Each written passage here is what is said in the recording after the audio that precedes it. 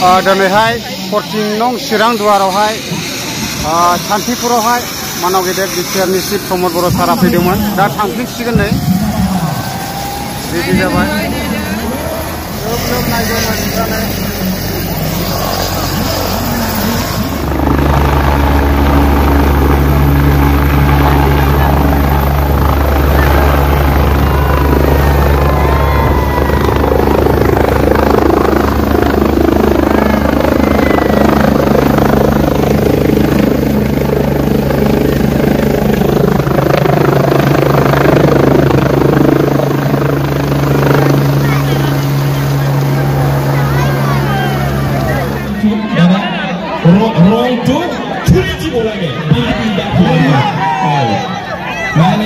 ट्रेक्टरनि सावगारियाव थैनो गोदोहोनानै रंखौनो खारहोलायनांगौ आरोखि नामा बिसोर माने नांलाय खमलाय जायोब्ला बोराबलायनाय जायोब्ला गेस जायो, अन्थाइ जायो उदैयाव। ओंखायनो रंजा खुसि थानांगौ। अनलायोबा 28टा बेमारा गायो, जेरै उदैयाव अन्थाइ जानाय, गेस्ट्रिक जानाय, उदै थुखो मोननाय, लिभार डेमेज जानाय, ओंखाम जानो हायै, बेफोर खारजोबो आरोखि रंजायोब्ला अनलायोबा। दा बेफोरखौ UPPL आव मोनगोन। अनलायनानै जानांगौ,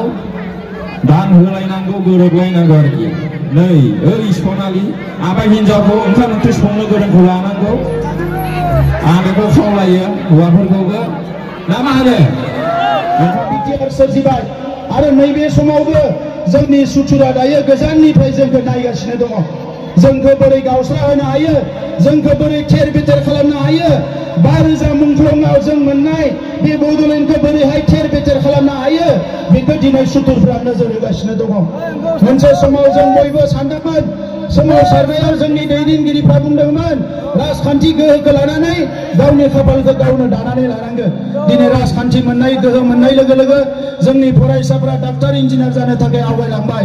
दिनै राजखान्थि गोहोखौ मोननाय लोगो लोगो जोंनि गेलेग्राफ्रा इन्टारनेशनेल लेभेलाव दिनै फुटबल गेलेनो हाबाय। राजखान्थि गोहोखौ मोननाय लोगो लोगो मोजां थुनलाइ सोरजिनो हादों। जोंनि मानसिफ्रा दिनै गोजौ थाखोनि सोलोंथाइ लानो हादों। जोंनि रांखान्थियाबो लासै लासैनो जौगाहांदों। UPPL आ जोंनि आइजोफोरनि थाखाय हेन्डलुम बायदिसिना आसनि, फरायसाफोरनि थाखाय जोङो दिनै गियान सोरां बिथांखि, माइनाव सोरां बिथांखि, आइ अनसाय बिथांखि, मोजां मोजां बिथांखिफोरखौ लानानै खामानि मावनायखौ नुनानै मालायफ्रा सोमोनांदों, मेगन सादों। बे 5 बोसोराव जेबो हिंसा हिंसि गैया, बर'फोरनि गेजेरावबो गैया, गुबुन हारिनि गेजेरावबो गैया। बेबायदि थासारिखौ नुनानै दिनै गुवाहाटीनिफ्राय फैनाय, गुबुन गुबुन जायगानिफ्राय फैनाय दैदेनगिरिफ्रा मेगन सादों आरो बोरैबा सानदों आरोबाव खनसे गावस्रा होबावनो हायोब्ला, राजखान्थि भाबे फेजेननो हायोब्ला जोंखौ थेर बेथेर खालामनो हागोन। नाथाय मानगोनां रायजो राजा नोंथांमोन, जेरैबायदि माहारि आफादफ्रा हास्थायदों जोंनि हारिया खौसे जानांगौ, बे खौसे जानायनि सिन्ताजोंनो दिनै चन्दन ब्रह्म, खाम्फा बरगयारी, हितेश बसुमतारी गोबां दैदेनगिरिफ्रा नाजादोंमोन जे बर' हारिया खौसे जानांगौ, राजखान्थियाबो खौसे जानांगौ। हाग्रामा महिलारि बिथांनि थाखाय हारिनि खौसेया जेबो नङा, बिथाङा हारिखौ खौसे लुबैया। दा नंखायनो जोङो हारिनि थाखाय 100 बार गंलायनो थाखाय रेडि। नाथाय हाग्रामा महिलारिया जोंनि माहारि आफादफोरनि खावलायनाय, जोंफोरनि खावलायनायखौबो बिथाङा नेवसिनानै गावनि राजखान्थि गोहोखौसो देरसिन सानो। मानोना राजखान्थि गोहोखौ लानो हायोब्ला बिथाङा बिदेशाव बेरायनो हायो, धन सम्पति लुट खालामनो हायो, गावनि थाखाय रां रुफानि पाहार बिथाङा बानायनो हायो। बैखौसो बिथाङा नोजोर होयो। गोरिब गुन्द्राया मोनजादोंना मोनजायाखै, फरायसाफ्रा फरायनो हादोंना हायाखै, बेरामिफ्रा बेराम नायजानो हादोंना हायाखै, बेफोरखौ लानानै हाग्रामा महिलारिया जेबो सिन्ता गैया। दा नंखायनो आइ आफा रायजो राजा नोंथांमोन, दिनै खौसे जाबाय। हाग्रामा महिलारि बिथाङा साइडआव थाबाय, नाथाय बर'नि मैखोम दैदेनगिरिफ्रा दिनै सामाजिक भाबेनो जा, राजखान्थि भाबेनो जा दिनै खौसे जाबाय। जायनि थाखाय नोंथांमोना दिनै जोंनि एखे जौसाङावनो चन्दन ब्रह्मखौबो नुगोन, खाम्फा बरगयारीखौबो नुगोन, UG ब्रह्मखौबो नुगोन, रोंगोरा नार्जारीखौबो नुगोन, जयन्त बसुमतारीखौबो नुगोन। आरो बे दैदेनगिरिफ्रानो थांनाय 20-30 बोसोराव हारिखौ दैदेनबोदों आरो फैगौ 20 बोसोराव हारिखौ दैदेनगोन। दा नंखायनो दिनै प्रमद बर'आ चिफ जानो मोननाय मोनैया गिदिर बाथ्रा नङा आं राजखान्थि खालामनाया गिदिर बाथ्रा नङा नाथाय हारिया खौसे जानांगौ थै आरो जिउनि बिनिमया मोननाय राजखान्थि गोहोजों बुहुमाव बर'खौ गेरेमसा हारि दानांगौ बेनो जाबाय जोंनि थांखि दा नंखायनो चिरां जिल्लायाव जिखिनि जोंहा चिरां दुवाराव फिसा फिसौ गोनो गोथो जादों बेखौ नोंथांमोना गोनो गोथो लानो नाङा जोंनि साफा सानै फंबायफ्रा एसे खुद्रिदों दुखु मोनदों माबा मोनसे सानदोंमोन बे जानाय जायैखौ लानानै साननैसो खुद्रिदों एबा दुखु मोनदों बिथांमोनाबो लासैनो ज' जाफिनगोन आं खावलायो बिथांमोनाबो माहारि आफादनिफ्राय फैनाय सोमावसारनायनिफ्राय फैनाय दिनै नङा गाबोन बिथांमोनाबो बुजिगोन आरो जों खौसे जाफिननानै दिनै जाय समस्थिया देरहाखानानै दङ बेवहाय इसेबो 1% लोर सोर जायाजासे जों खौसे गसंथानानै खमसे खम 10 निफ्राय 15,000 भटनि डिफारेन्सआव हाग्रामा महिलारि बिथांखौ फेजेननानै चिरां दुवारखौ देरहानानै चिरां दुवारखौ फिन खेबसेबाव जौगासार समस्ति दानायाव नोंथांमोना बयबो आवगायबोगोन आं बेखौ खावलायदों नोंथांमोना मिथिगोन ना मिथिया 2020 आव कुसुगावआव उकिल मोसाहारियानो हाग्रामा महिलारि बिथांखौ फेजेननानै हरदों खाम्फा बरगयारिथ' आरो बेसेबा गिदिर नेता नंगौना नङा दा नंखायनो जेबो गोनो गोथो जानो नाङा जों बयबो दङ चिरां दुवाराव आरो चिरां दुवारा 22 तारिखआव पुरा ट्रेक्टरावनो भटखौ थुजोबनानै ट्रेक्टरावनो भटखौ होजोबनानै आरो 26 तारिखआव जोङो पुरा रुनिखातानिफ्राय लानानै दादगारिनिफ्राय लानानै चिरां दुवार समस्तियाव जोङो 26 तारिखआव रंजानो फैगोन फैनांगोन ना फैनाङा रायजोबो रंजानो फैमारनांगौ आच्छा होमबा बयबो आंजों बुं इउपिपिएल जिन्दाबाद लामानिफ्राबो बुंदों ना बुङाखै इउपिपिएल जिन्दाबाद इउपिपिएल जिन्दाबाद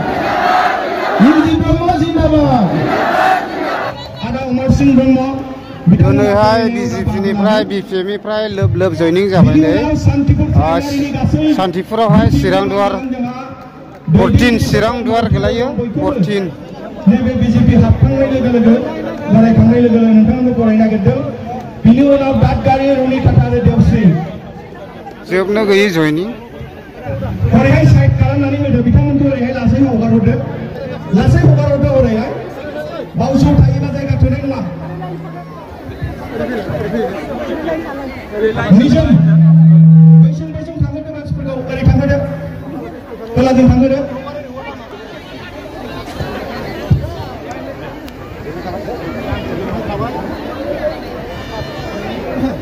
आखाइ खबनानै हो बयबो बिथांमोनहा एखे गोसो गोरबो होनानै फैदों जोंनाव माने जोंनि अनलायनायखौनो माने नायनो हाला थारमाने जोंबो अनलायै थानसै जादों मोहेर दावहेर जालायबाय थायोनो बिपिएफआव जायै लोङै बाखारबायनो अहालायनो मोनबाय দানবসকল আছে বহুত তেওঁলোকে হল আমাৰ ভৱিষ্যত আমাৰ বিটিচিৰ ভৱিষ্যত হয় दा बिसोरो गासिबो जयनिं जाजोबगोन लोबनो दिनैहाय 12 नं चिरां दुवारावहाय मिडिया অলপ সাইড দিবলৈ কৈছে बिजाथिया खाम्फासार जोंनि दैदेनगिरिफ्राबो थोरै खोलाहा मोखां जानानै गान्दों नायनो लुगैदोंनो सिनायनायबो थानो हागौ आलासिबो थानो हागौ गुबुन पार्टी माब्लाबा एसे नांलायफ्लांदोंमोनबो खोमा नङा होमबा थिगैनो दं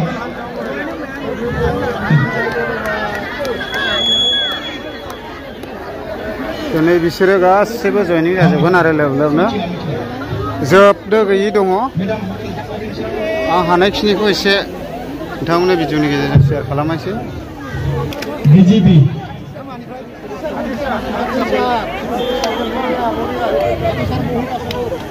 बिपिएम ना जोंना बै हाथिसाराव एसे देरहायोमोन हाथिसारनि जोंना सेंग्राफोर फैबाय हाथिसाराव পৰা গলে গলে আমাৰ যুৱ ভাইসকলে আহিছে ইউপি বেলগালৰ বিজেপিৰ পৰা এইবাৰ কোনো কথা নাই 40টা সমষ্টিত সকলোতকৈ বেছি ভোট পাইলে আমাৰ সন্মানীয় गासिबो जयनिं जाजोबगोन इयो लोबनो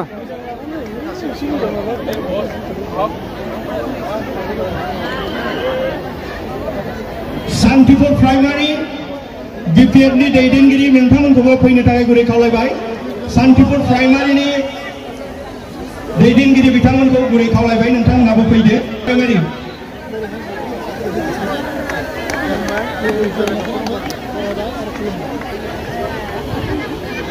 मीडियायाबो लानांगौ नालाय नङा होमबा दा हाग्रामा मोनहा बुंलायगोन BPFआ मानसियानो हाबाखै होननानै ओंखायनो जों मीडियाबो साखि दोनदों थारमानि बिराद थगायसुला बिसोरो ओंखायनो जों साखि दोनदों मीडियाबो लानानै सान्तिपुर प्राइमारि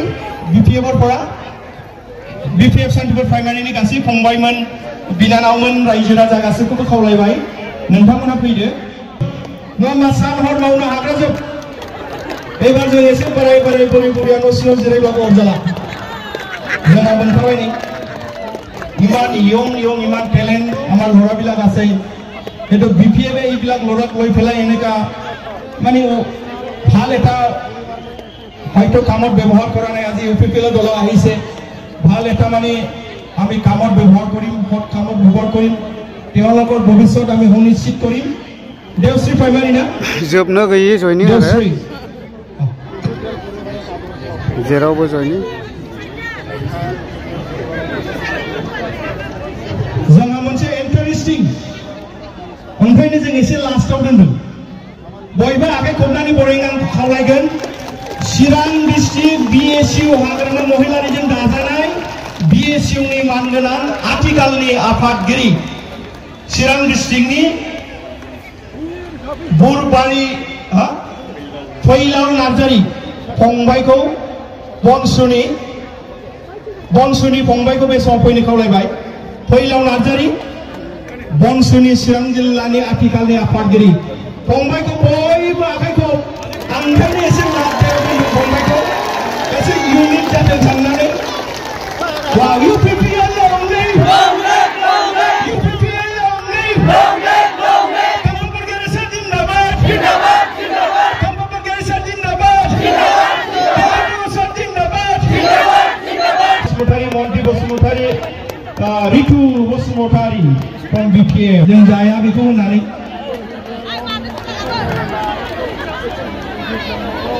BPFनिफ्रायनो आरो बिसोरो